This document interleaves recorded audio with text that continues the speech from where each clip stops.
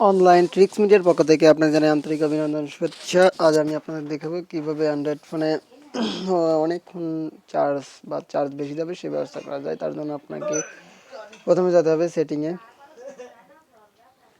আপনারা এভাবে সেটিংয়ে যেতে পারেন। আবার অপশনে গিয়ে সেটিং বাটন থেকে সেটিংয়ে প্রবেশ করুন। সেটিংয়ে প্রবেশ করে আপনি একদম চলে যাবেন, দেখবেন একদম ফোনের লাস্টে লেখা আছে অ্যাবাউট ফোন। তো অ্যাবাউট ফোনে চাপ দেওয়ার পরে সাধারণত অ্যান্ড্রয়েড ফোনে কী করতে হবে, যেতে হবে বিল্ড নাম্বারে। বিল নাম্বারে যেতে হবে, বিল নাম্বারে যাওয়ার প্রবেশ করুন। প্রবেশ করে বিল নাম্বারে প্রবেশ না করে বিল নাম্বারে 3 থেকে 4, বিল নাম্বার দেখেন প্রবেশ করা যায় না।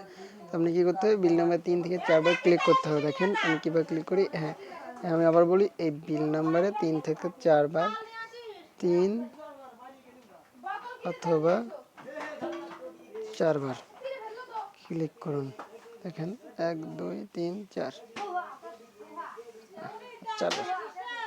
আচ্ছা, এবার কি করবেন, ব্যাকে চলে আসুন। কেন আমরা বিল নাম্বারের উপর প্রবেশ করলাম, দেখেন এখানে একটা অপশন তৈরি হয়ে গেছে, যে অপশনটা সাধারণত ছিল না, সে ডেভেলপার অপশন।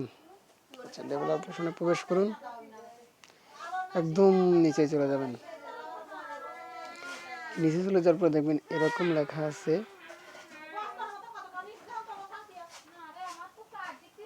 এটা, ডো নট কিপস অ্যাক্টিভিটিস। মানে তার এখন কী করতে হবে, এটা অন করে দেবেন। আর একটা কাজ করতে হবে, সেটা হচ্ছে তার পরের অপশনটা ব্যাকগ্রাউন্ড প্রসেস লিমিট।